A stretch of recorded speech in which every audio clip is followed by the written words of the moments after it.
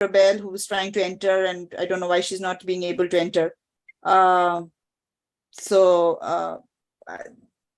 tried to get her on, and then I lost mine.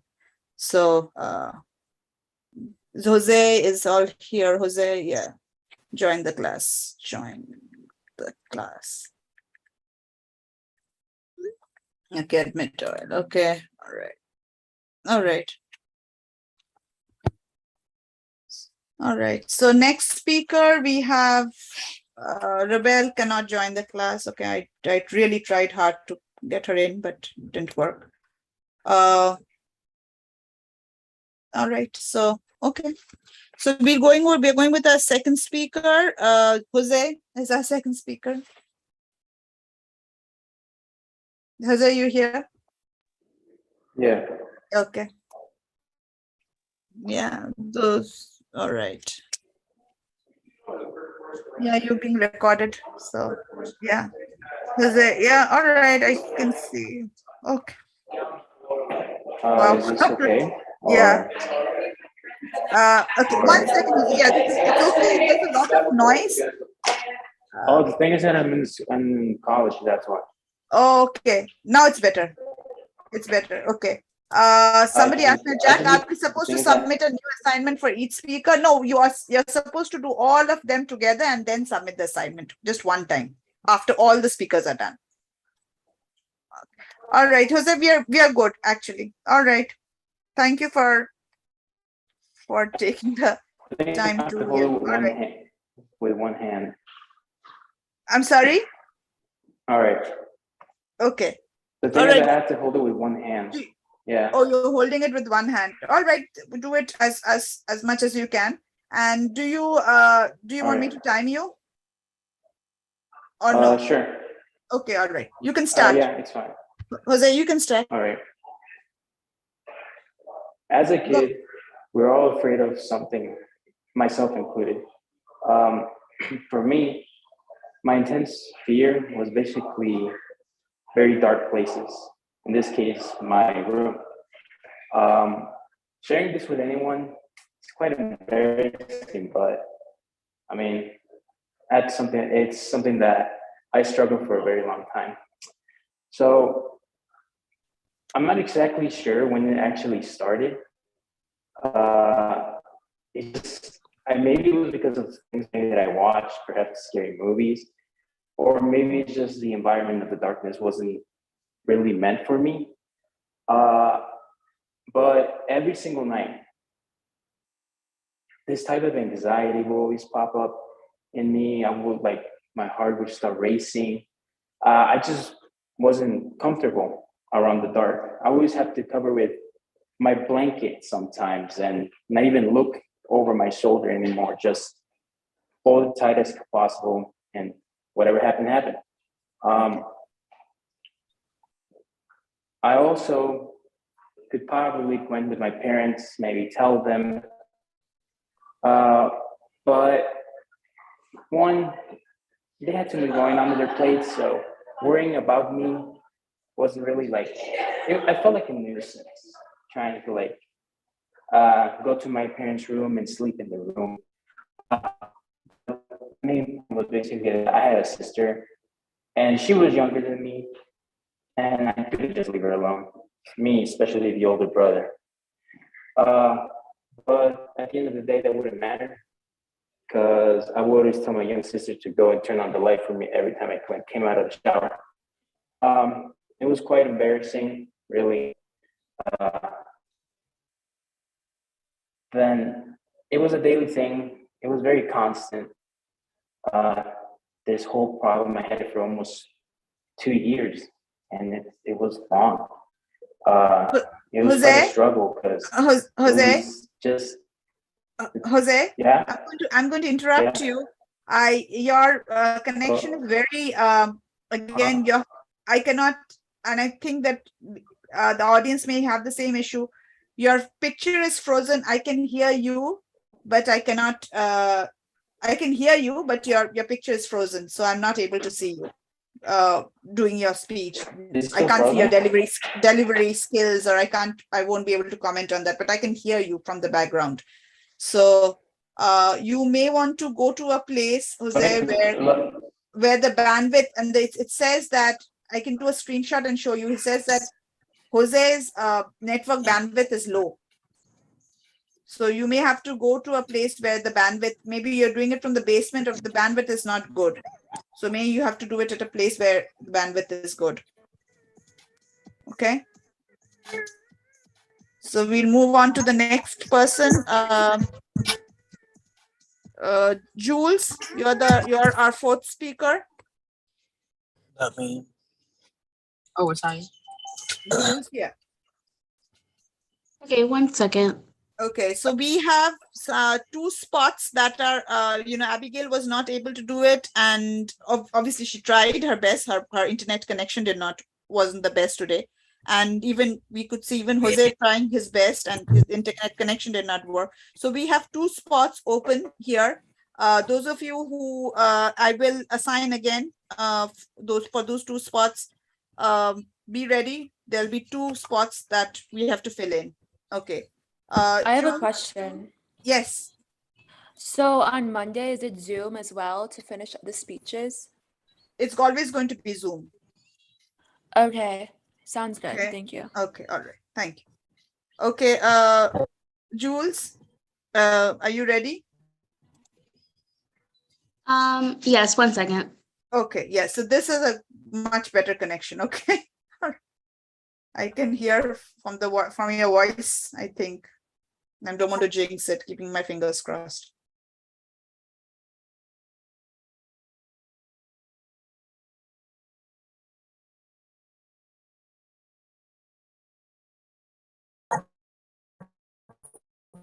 Be like, I'm in the car right now. But when I'm not in the car, I'll be like, in the car.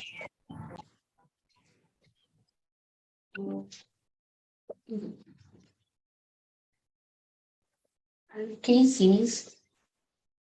Yes, your connection sounds really good. So that's wonderful.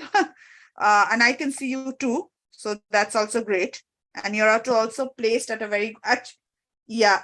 Is it possible to turn on the room light? Thank you. Yeah. Yeah, that's better. Yeah. This Okay. is good. Good. Do you want me to time you? Yes, please. Okay. Are you able to see when I show you the note cards like this? A little bit higher, maybe? Yeah, that's good. Like on my forehead. Okay, I'll do that. Okay. All right, start. Okay, so when I was younger, I was really shy growing up and I didn't like to speak up in class, which is kind of ironic for the situation. But I would never raise my hand. And when a teacher called on me, I would just completely freeze up and like my whole body would kind of just forget everything that was going on in my brain. And then I would like stare at the class and I'd stare at the teacher and I just like be like, I don't know, even if I knew the answer. So I was falling behind in class a lot because I was never asking questions and I was too scared to talk to the teacher because I didn't want anyone to think that I was like dumb or like didn't know what was going on. So I just kind of shut down and would just sit in the back of the classroom and pretend I wasn't there. So when the first day of 9th grade came, I decided like I was going to be a new person in high school, like a lot of people do. They decide that they're going to change their whole life the new year. So I decided that I was going to be really extroverted. I was going to change my whole personality and try to talk to everyone and become outgoing, but that didn't really work. Like the first month in, I was already kind of back to where I was and still really scared to talk to people. And I felt like even when I was quiet, I was still embarrassing myself. So I would just try to like go on as unnoticeable as I could. But one day when I was walking in the hallway, I seen a flyer on the wall and it was for the fashion show. And I really loved fashion. I still do. But I decided to join and I didn't really know anyone who else was going to join. But my now best friend had joined too. And we joined together and So the tryouts, you didn't really try out, everyone got in. So in the past, when I had tried out, every time I tried to try out for anything, for a chorus audition, for a musical, I was always, the teacher couldn't hear me because I was so quiet. And even if I tried to speak up, like I couldn't physically because my body would just kind of shut down. But since we didn't have to try out, I kind of just threw myself in, and we learned how to walk, and I was having a lot of fun. We learned how to walk. We showed off our outfits, and I could feel my confidence already rising as I learned how to walk, and I made new friends that had similar interests. So when I, um, so but I was really scared, even though I was really excited for everything, I was still scared that I had to walk in front of everyone for the final show. So that was always in the back of my brain, like, yeah, I'm having fun now, but the end result, you're going to be really anxious and scared. So I was always thinking about that, but my friends convinced me to stay, even though I really wanted to quit and I wanted to just forget that I was even a part of it, just because walking in front of everyone where everyone could see me and everyone could judge me was really like probably my worst fear. But the only way to get over it was to put myself in that situation. So I joined, and on the night of the show, it was going really well. With every walk, I felt like I was getting more and more comfortable, since there was 4 walks and every walk was a little bit different. And it was a lot of fun. And then I was glad that I had joined, but then on the second to last walk, I was walking with my friend and it was really dark and I was wearing really high shoes, and my friend was wearing like a motorcycle helmet, and they couldn't see because the visor was like to block out the sun, but the only light was shining on us. So it was like they couldn't really see where they were going, and I was trying to keep up with them. And in general, they walk a lot faster than me, but they were wearing boots and I was wearing heels. So I was trying to keep up with them because we were paired together. And once we got to the corner, I tripped, which is probably the worst thing that could have happened in my brain. I in my head, I made it like the most dramatic thing. I basically just embarrassed myself in front of everyone. I fell, even though it was like a pretty small trip. Like I barely stumbled, but in my brain, it was like the worst thing that could have happened. So after when we got off stage, I was like panicking and like telling everyone, "Oh my God, did you see me fall? Did you like see that?" And everyone was like, "No, I don't even know what you're talking about." And I was just like, "Oh." So then I realized a lot of the things in my life and just in school in general, I was really just making very dramatic or overthinking it. So it kind of taught me that I need to like just calm down sometimes, and like not everything is as crazy as I'm making it seem in my brain. Because a lot of the time before, I was so scared of people judging me that I wouldn't do anything and I would just kind of hide. But now I know that it's not as big of a deal as I thought it was. But yeah. Very nice. Okay, that was Jules for us. Thank you, Jules. If you could write your comments. As I just mentioned, class, Abigail, there was internet issues, so she could not do her speech, and even that happened with Jose too. And then Rebel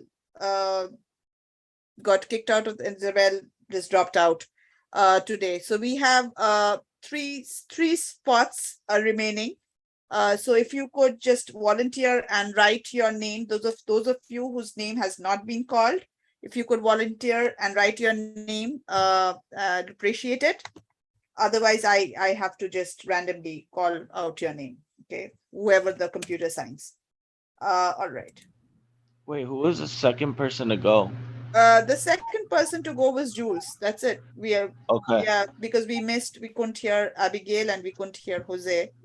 So Amber Okay. was our first speaker and Jules was our second speaker. We are just now finished with our second speaker. Now we are moving to a third speaker. Rebecca would have been, and she just dropped out, says that she has connectivity issues. Now Stephanie will be our next speaker. And after that, Sydney will be our, after Stephanie, we'll have Sydney. And after Sydney, we have 3 spots remaining. If you could write your name, that'd appreciate it. Okay. Try again. You want to try again? All right. Yeah. Let me see. Come, get the video on. Let me see. Just keep talking. When you were talking, Abigail, there wasn't an issue. Once you started recording it, I mean, once you started doing your speech, then it was just like, did you change anything from your side? Like, did you shut down your modem and try to? Actually, when you started talking, it started glitching again. It was doing fine, but not anymore. Okay, turn on your camera.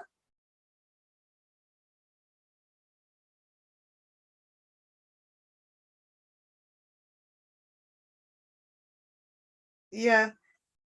Keep saying I something. just changed where I am, but it's still glitching. Yeah, it is still, because right now I can see your face, and I know that you're wearing a red sweatshirt, but it's like this right now. It's just not.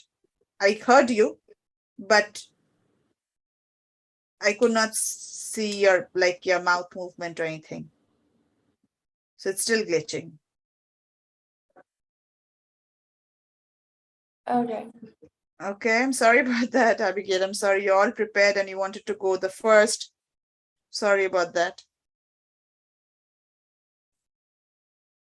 But I know that you were really trying to be there.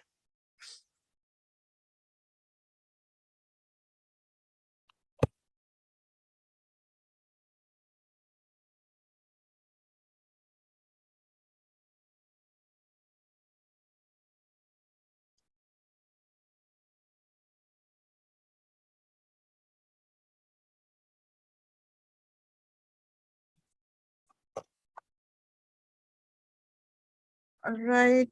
Are we ready for Stephanie? Stephanie, are you ready? Yeah, I'm ready. Okay, all right. All right. Yeah, it seems, Stephanie, your internet connection is fine. And Yeah, hopefully it should be. I'm right by my router. Okay, there you go. All right. Okay. All right. Okay. I'm just keeping my fingers crossed. Internet. All right. Okay. Do you want me to time you, Stephanie, or no? Sure. Okay. So then can you see? I'll put it on my forehead like this. 2 minutes. Okay. All right. So, all right. All right. Start. Go. All right. So the profile speech I'll be reciting is one of resilience. This story took place when I was quite young, before we had even really started school. So maybe I was in preschool at this point. As a child, it was a very common and exciting opportunity to visit your local community pool. And especially with mine being so near and having season passes, my family and I would visit quite often. So the cool thing about the pool I would visit is the multitude of activities and areas to play in. So it was kind of more like a water park almost than just like a local community pool. There were a total of 3 slides, 2 diving boards, and there's even these jumping lily pads that were super fun. The slides were fun. There were 2 crazy tall ones, and then there was a third one that was nicknamed a banana slide because it looked like an upside down banana, and you just kind of plunged into 8+ feet of water. It was in a really deep pool. So I wasn't too interested in that slide at my age. What I was really interested in was what was next to it, which was the diving boards. So the only thing about the diving boards was that if you were a small child, you needed to pass a test in order to use them. So I guess they had too many instances of kids jumping down and then not being able to swim back up. So they didn't want to exhaust all their lifeguards, So I remember watching this test happen for a couple years before I decided I was ready. But I mean, it was really my brother decided he was ready. And then me being a little kid who was seeing their older brother want to do this test and wanted to follow in his footsteps. So I went and I got into this long line with him. However, as most siblings were, we didn't get along too well. So I ended up getting separated from him within the line. So I was standing in this huge line by myself. and the line was long, the sun was hot, and I started getting scared. And all I could do was stand there and watch as each kid jumped and jumped one by one off this really tall diving board into this deep pool of water. And soon enough, I knew it would be my turn. So I was terrified, and my anxiety began to build upon itself. And it really didn't take long for me to step out of the line and return to the cool safety of the water. I was really disappointed with the situation. I was disappointed with myself. And I knew I could do it. So that was what was the most frustrating to me. I knew I could swim. I'd taken lessons for a few years.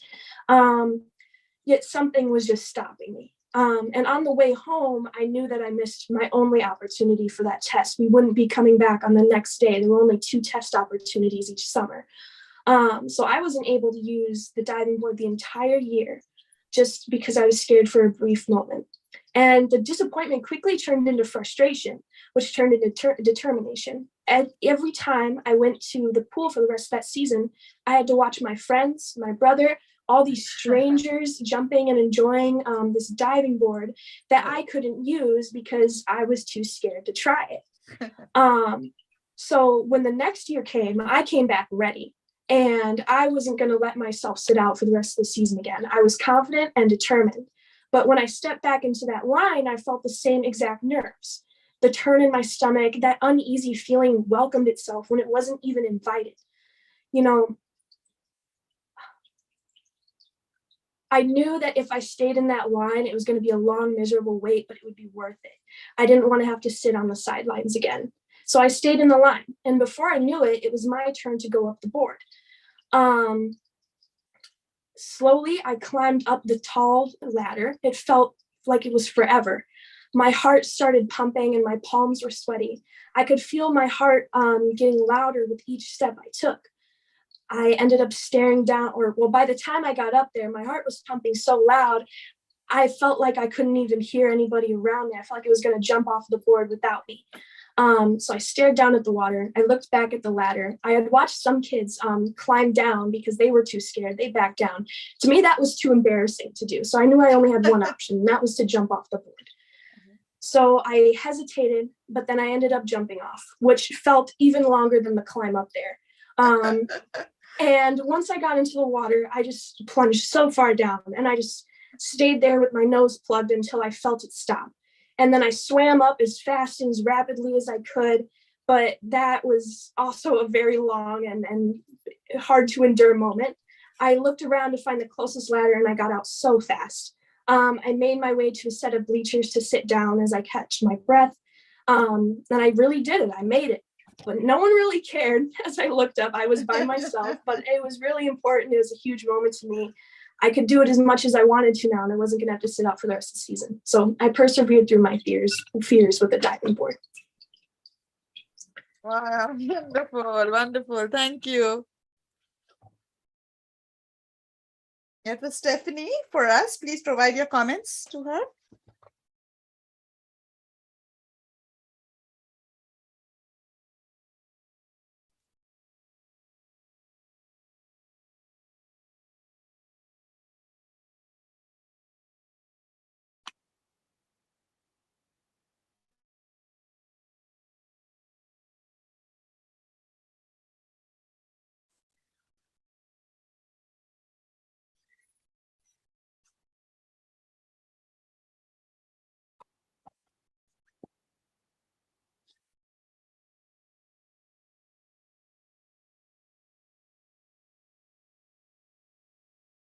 All right, so I didn't have any, while you guys are still writing, I didn't have any takers. I needed 3 spots, so I'm going to randomly ask.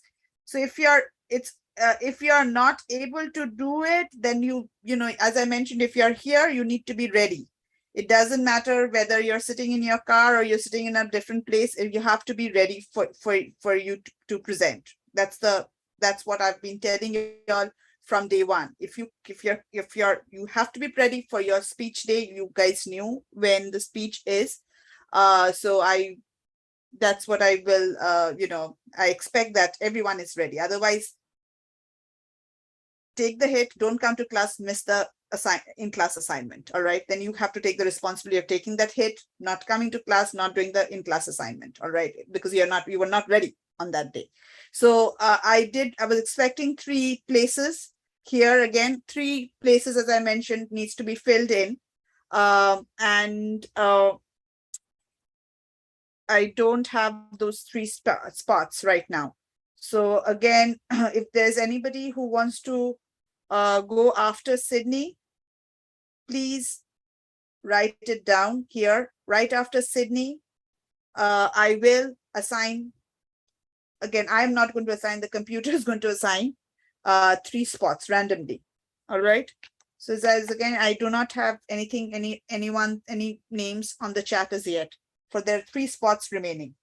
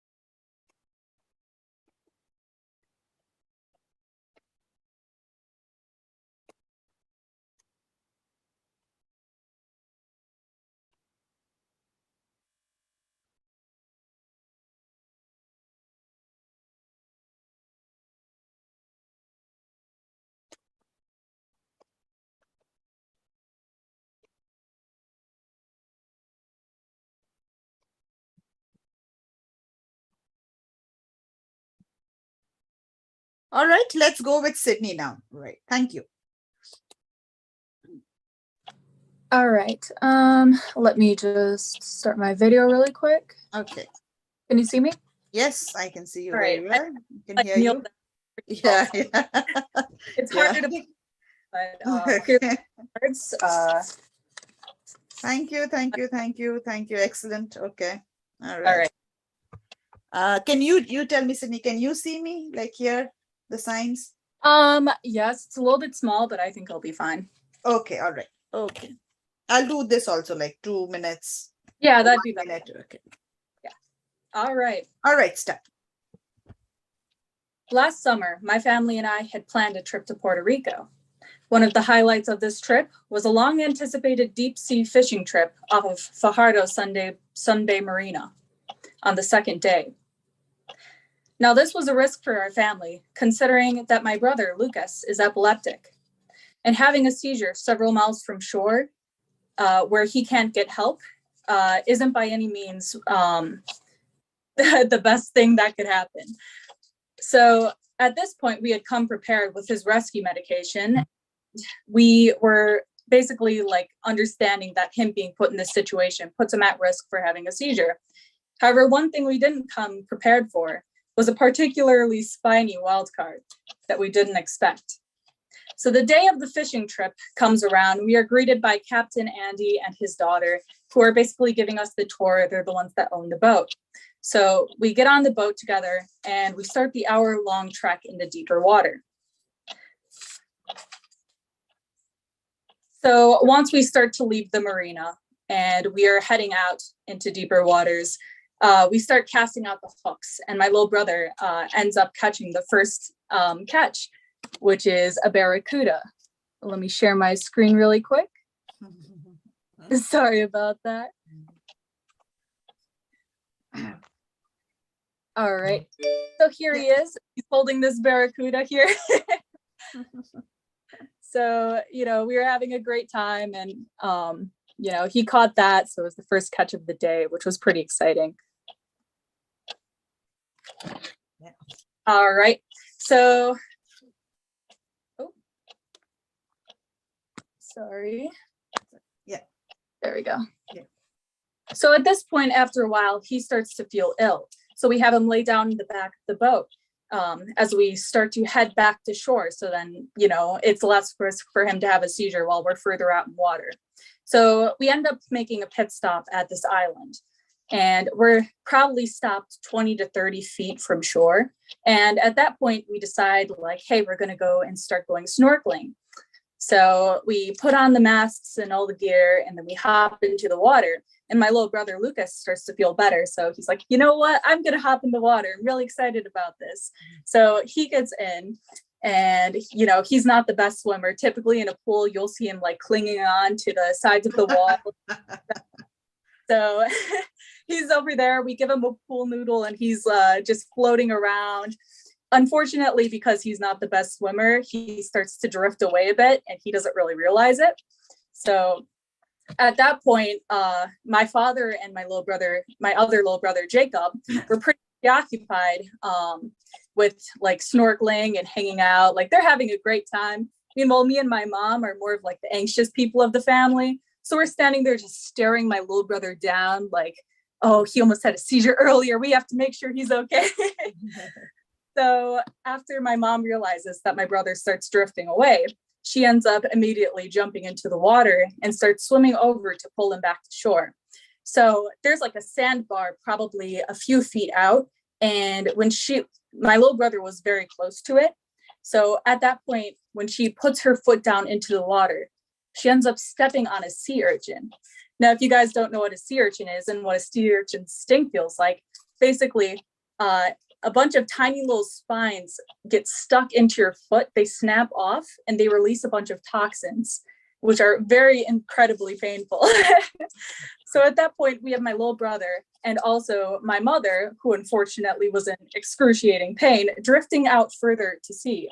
So at that point, when I realized with my mom being in incredible pain and my brother not really getting any closer to the boat, I jump in and I decide to try to pull them back.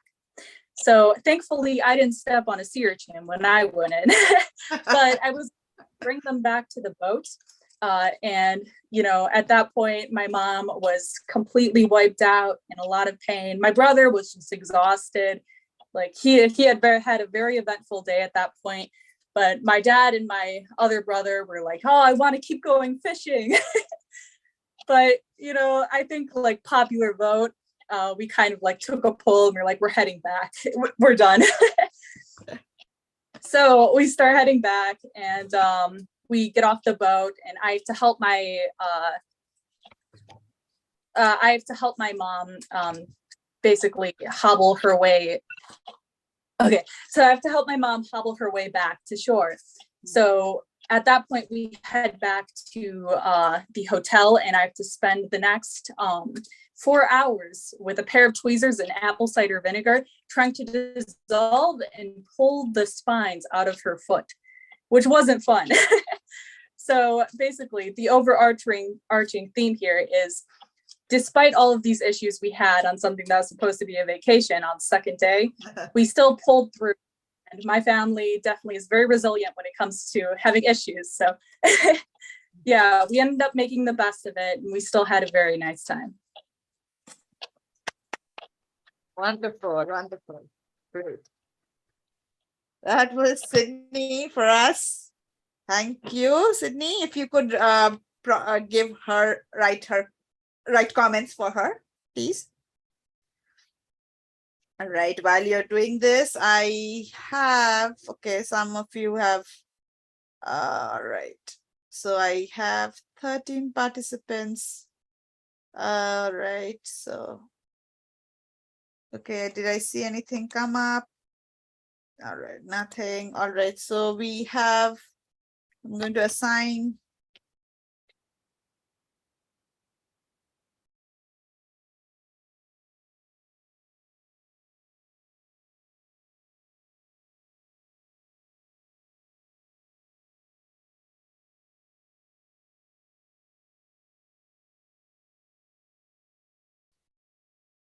Okay, so now we need to, while you're writing your peer evaluation for Sydney, I'm going to, these are the names that have been assigned.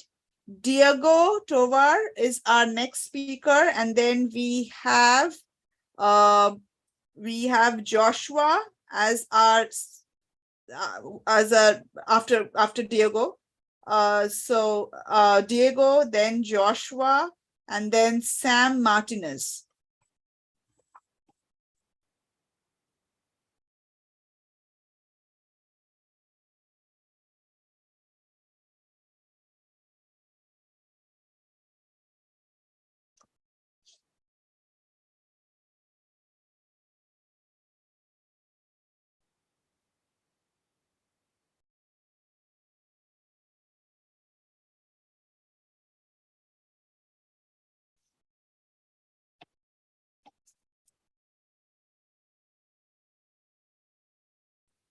Enjoyed all the stories today.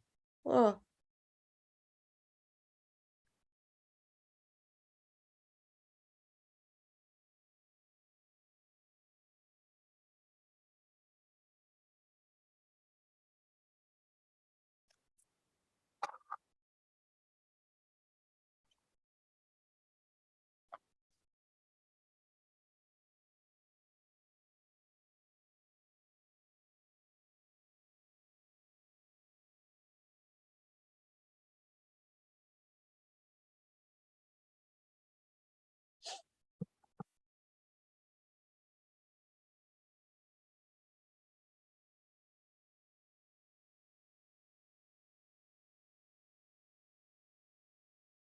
All right. If we are done writing a peer evaluation for Sydney, let's move on to our next speaker, Diego. Yeah. Okay. Thank you. Hope your internet connection is good. All right. Let's see.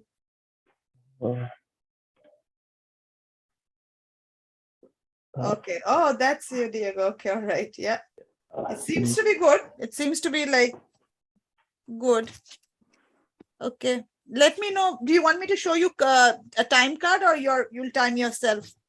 Can you show me the card? Sure. So this is how I'm going to show you. Are you able to see? Yeah, that's good. And I'll do this. Okay. All right.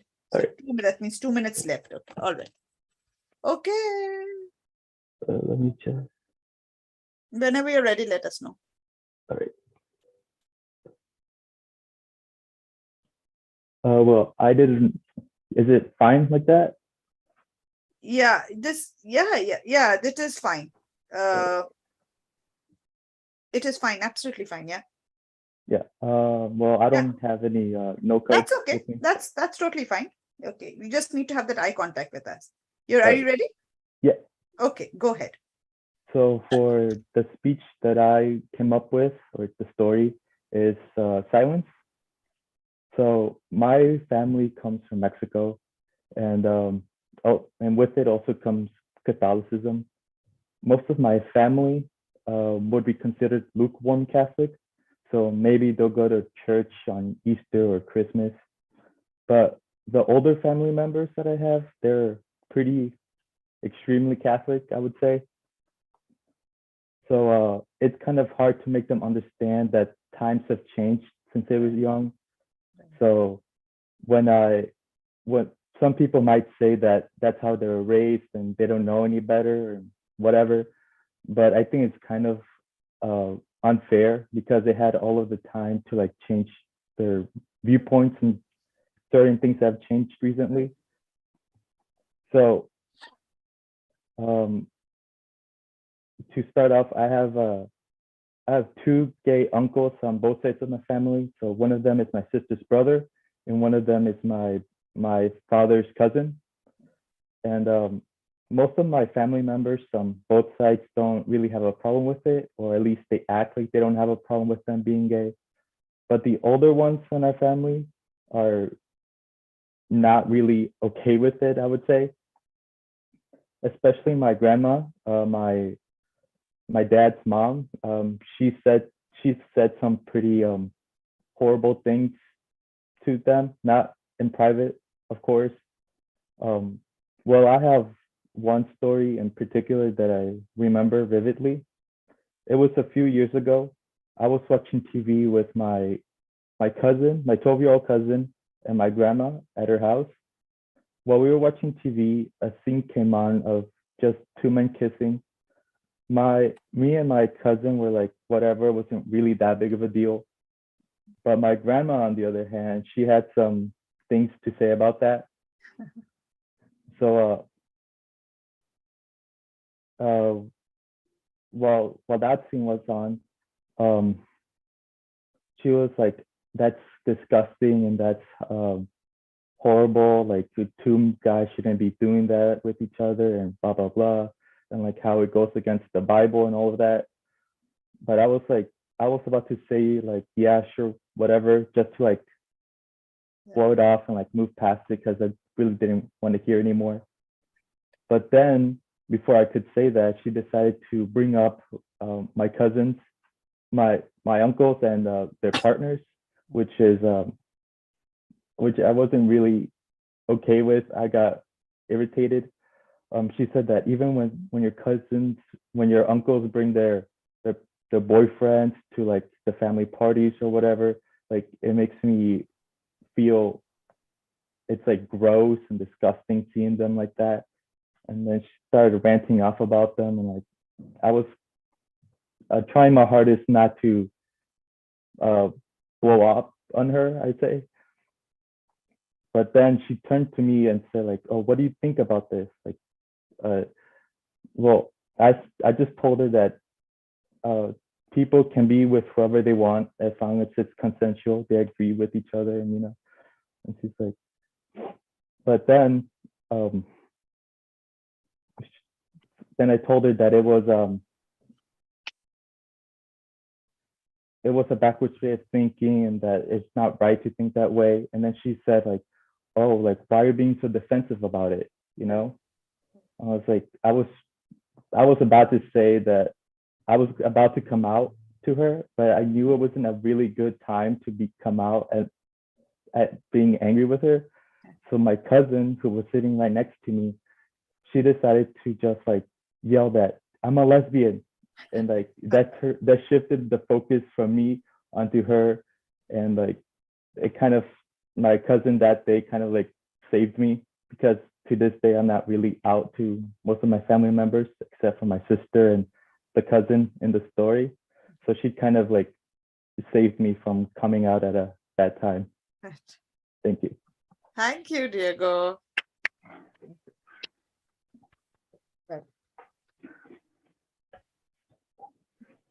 That was Diego for us.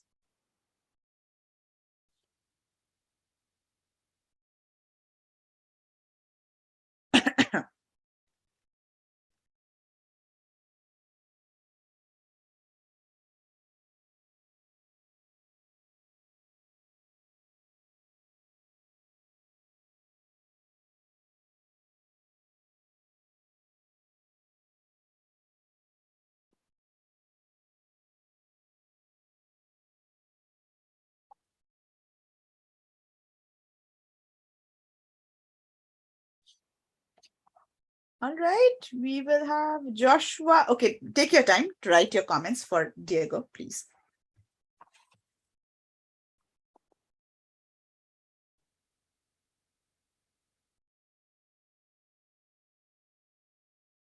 Did y'all have any issues, Sam? Did y'all have any issues seeing Diego on screen? I was able to see him and hear him pretty well. But did y'all have any issues?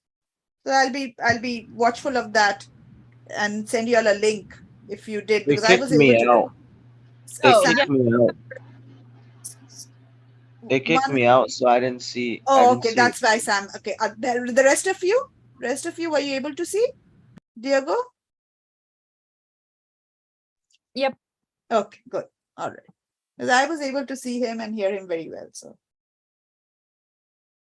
and if you were having internet connections issues, I will send you all the link and then just skew it to his part and you can watch. And then if you're not able to provide him feedback right then and there, I'll just send it to you all right after the class gets done.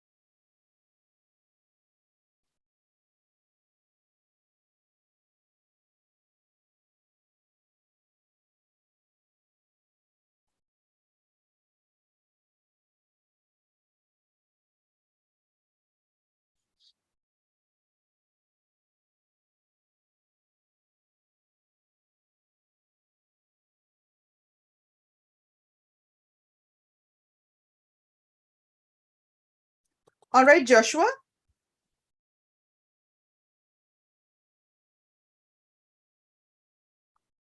It's good. Okay, good. Yeah, I can hear you also. Is it possible, Joshua, because you're pretty tall, is it possible for you to do this, like this or this to your screen? Because you're really seeing an aerial view, like, yeah. I don't know. You're Hold on, very, yeah, it let me seems try you're pretty, another. I'll try another spot. okay.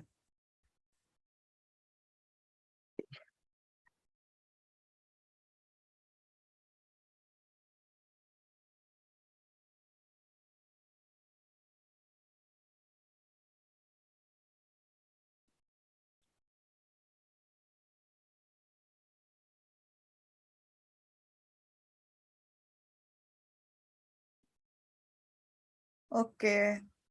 Do you want me to time you, Joshua? Yeah. Oh, time you? Okay. All right. So this is how I'm going to show you. Okay. So I'll also have my 2 minutes. That means 2 minutes left. Can you see? Can you Yeah. see me? Okay. Then I have a note card too. Okay. Great. Thank you. Thank you. All right. Okay. You can start. Okay. So I would say that, okay, well, this story is about resilience, and it's about the growing up I had to do in, I say, a short amount of time. But to start off, I had a pretty normal childhood, I would say. I grew up with a best friend who lived like a few houses away, and I was always over at his house. I just loved spending time with him. And we went to school, and I had a nice friend group. We were always spending time together and laughing, made some good memories. But as what usually happens, we went into middle school, and my best friend, he moved away. And that's a bit of foreshadowing. He moved away, and then our friend group kind of fell apart after that, because it's middle school, you're gonna make new friends. Right. And I was just getting used to it, making new friends, keeping some old ones, and going into 7th grade, which I'm sure is everyone's favorite grade. Going into 7th grade, and that's when my parents dropped a bombshell, came out of left fields, out of the blue, that we were moving away. And of course, me and my siblings hated the idea. We didn't want to move away.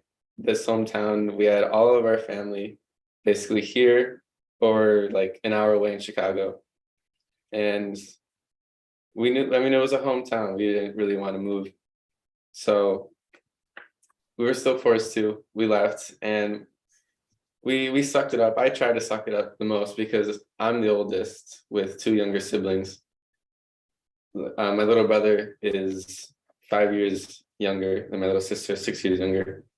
So if they see me whining and complaining about it, they're going to whine and complain. So I had to suck it up and just try to make the best of it, just to set a good example for them. And we get there, and it's all very different. We don't know anyone, and we live like 40 minutes away from our school. So even if I made friends, I don't think I'd be able to hang out with them. But I got there, and I'm nervous because I'm shy and I'm anxious. I was an anxious kid. So I really just try not to say anything, do anything that makes me look weird. But thankfully, it was a godsend. It was very fortunate where this friend group at this new school in Georgia, they basically just decided to adopt me. They just took me in.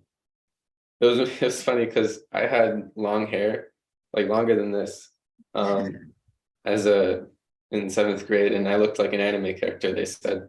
So, and they all watched anime, so I never even watched it, but they watched it and they took me in.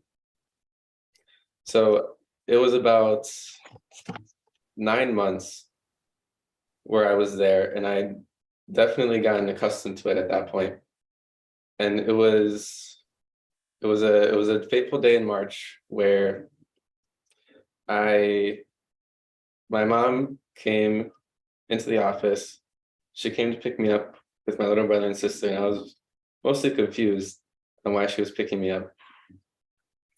And we were walking to the car, and that's when my little brother and sister told me a little bit of information they got. And what it was is that my dad had been in an accident. So we all got in our car, we all drove back. We had to get packed pretty quickly. It was all kind of frantic. It was all very quick. It was like basically 2 p.m. And by like the afternoon, we were on a plane back to Illinois. And that's where we learned a little bit more. My dad was in the hospital, and we had to move back with my grandpa. And after like 3 months, my dad was out of the hospital, but he was disabled now. So as the oldest, living back in our old house, I had to do a lot of growing up, and I had to look after my little brother and sister more. My mom was working more, so I looked over them a lot more than I used to, and I did a lot more chores, a lot more around the house than I used to. And I learned how to cook, because if my mom was at work and my little brother and sister and me got home, we didn't have anything to eat. So I had to learn how to do that too. And I especially was trying to show as much resilience as I could, because if I show that I'm, crumbling under the pressure, then they're not going to want to be resilient too. And also, my dad was being as resilient as he could, because he always throughout his life tried to show, an example through character. And if he's not resilient, then why would we be resilient? So really, I guess the moral of the story is, when times are tough, you have to be resilient, because there's always someone looking up to you. There's always someone you can be a good example for. My dad to me, especially me to my little siblings, even me to my mom. She was having a tough time and she saw how strong I was being, and that made her want to be strong too. So Very nice, beautiful.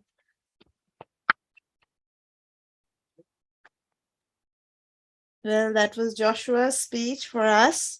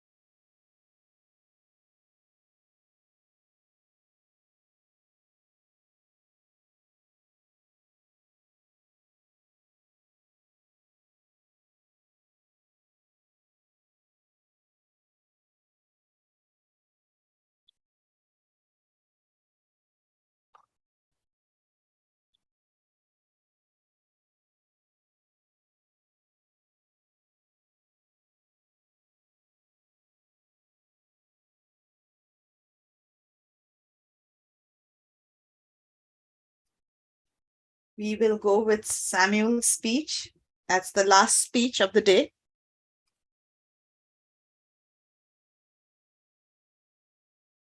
Sam, whenever you're ready.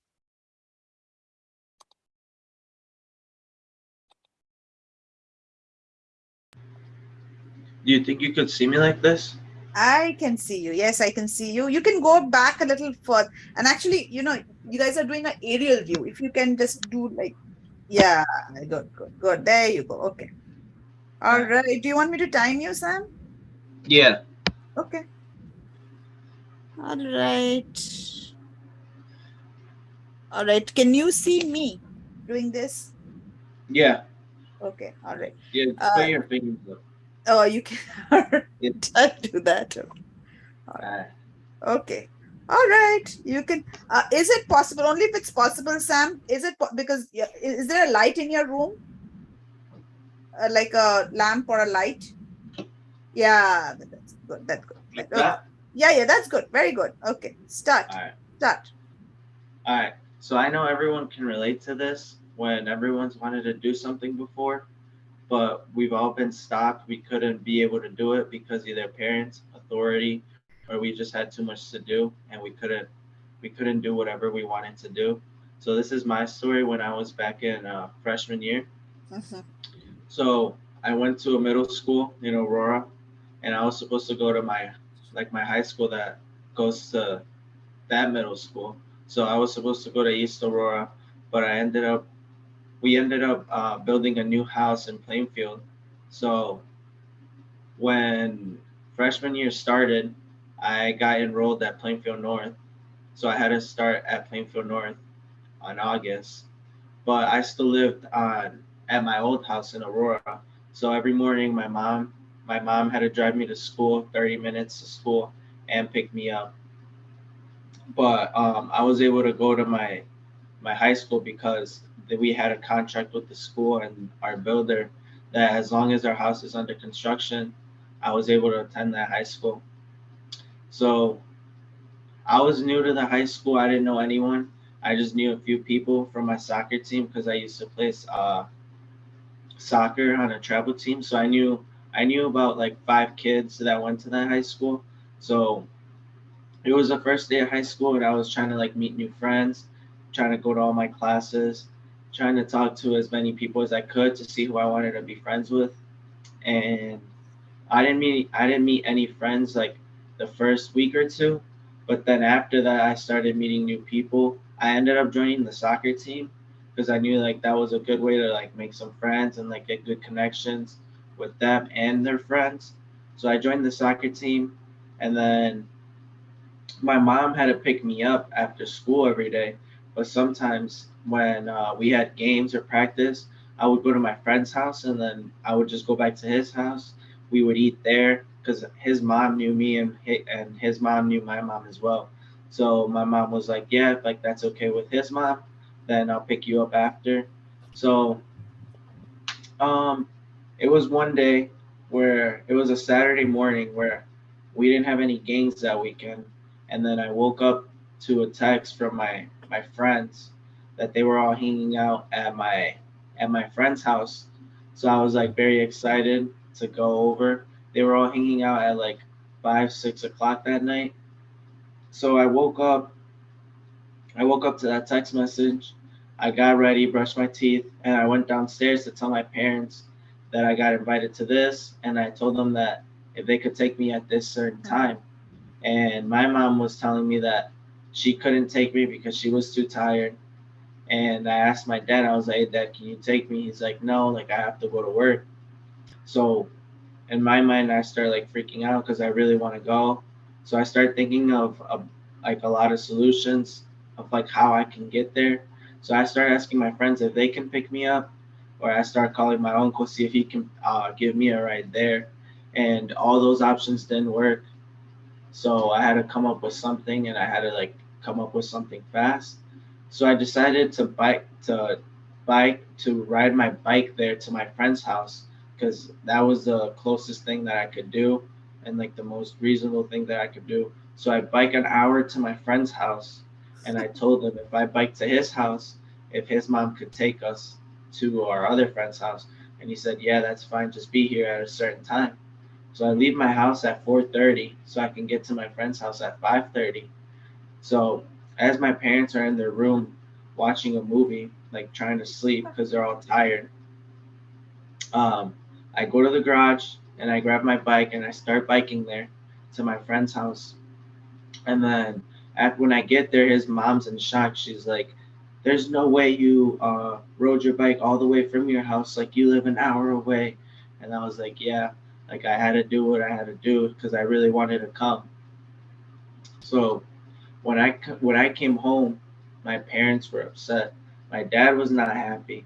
He was telling me how he was naming all the things that could have gone wrong, everything. And then I said, "Well, I really wanted to go. So if you didn't want this to happen, then you should have taken me because I really wanted to go. So if I ever want to do something or go somewhere, I will do it. Like no matter what, I will always find like an alternative to try and do whatever I want." So what I've learned is that if I really want something or want to go somewhere, I will do whatever it takes to do it or to get where I need to get.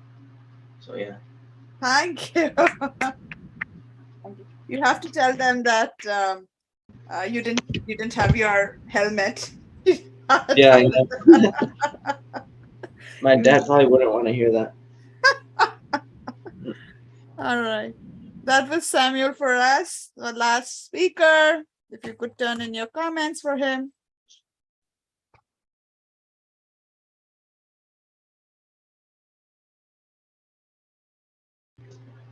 Do you think is there anything else that like because I have another class at 11:30. No, that's it. You just turn that in to me on your classwork assignment, your evaluation for all of you, and then by today, if you could just, once you get back home, just send it to the speakers. So we had Amber, we had Jules, we had Stephanie, we had Sydney, we had Diego, and we had Joshua, and you were the last speaker. Okay. I just don't have the one for Diego because That's fine. That's okay. I know you told me that you got disconnected. Okay. That's okay. That's fine. All right. Okay. So we meet again on Monday, right? On Zoom? Yes, we do meet again on Monday on Zoom. Absolutely. All right. Sounds good. All right. Thank you. Sure.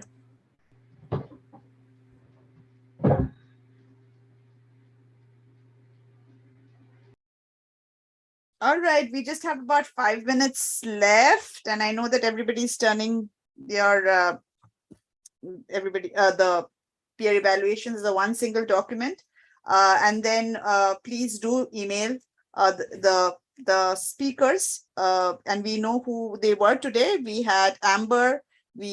Amber was our first speaker. We had and she had talked about her whole injury that happened, and being a gymnast. And then we had Jules, who talked about the whole fashion show experience. Then we had Stephanie with the diving story. Then we had Sydney with her whole story about her vacation at what's the name of the island? Oh my God, Sydney, I just forgot. It was Puerto Rico. Puerto Rico. Oh my goodness. All right. Puerto Rico and the whole incident with her mother and her brother. Then we had Diego talking about her whole experience about silence and his experience with his grandmother. And then coming out when his sister came out at the end. That was the climax. Then we had Joshua. Joshua, tell me that. Okay, 1 second. And Joshua, what was your speech about? Just give me a quick hint. Just about resilience. Basically. Yes. But what was your story? Oh, it was me moving and then Yes. That's it. So I sometimes I just get absolutely. So it was Joshua's story about resilience. It's Joshua's story about his going through a huge life challenge. First challenge was, of course, moving to a new place, and he being the oldest of the siblings. And then his father met with an accident that was a huge setback and challenge. Yet he and his whole family, the resilience that they had. That was Joshua's story. And finally, we have Sam's story, where he talked about his whole experience of riding his bike 1 hour, not telling his parents, doing it, and because he had that in mind, so he has to be as a go-getter. So he realized that he shouldn't be doing go-getting in certain situations, but then on hindsight, but then he knows how much he can stretch himself if he really wants to do something. So so these were all the speakers that we had. All right. So I will just say that I really enjoyed hearing all your stories. And the reason is, it just was just like very conversational. This was your first profile speech day, and everybody had a story to say. Everybody was invested in their story, and it was conversational. It wasn't scripted. It was flowing naturally. And I had that, even the natural flow with all the pauses and a little bit of imperfections. It was just beautiful. So thank you everyone for a great opening. Unfortunately, Abigail was all pepped up and all ready to go as a first speaker. The internet didn't work out, and Jules was also all ready. But then I'm not sorry, not Jules. Jose was ready, but internet did not work out. So we have to be a little, we have to figure out what we need to do. But one of the things that I can tell Abigail, hopefully this will not, maybe the internet will become better in your next class. If it doesn't, just do a little bit of a test drive with somebody and see whether, the internet is not, whether it's working well or not. Otherwise, the only suggestion that I'll have is to have to go to COD, and they have these rooms with real powerful internet connections. You can reserve a study carol, and then you can just be by yourself and look at the camera and do it. They should have a powerful internet connection, but again, maybe test drive about maybe 1 or 2 hours before, and see whether the internet connection usually should not happen, but maybe today was a bad day.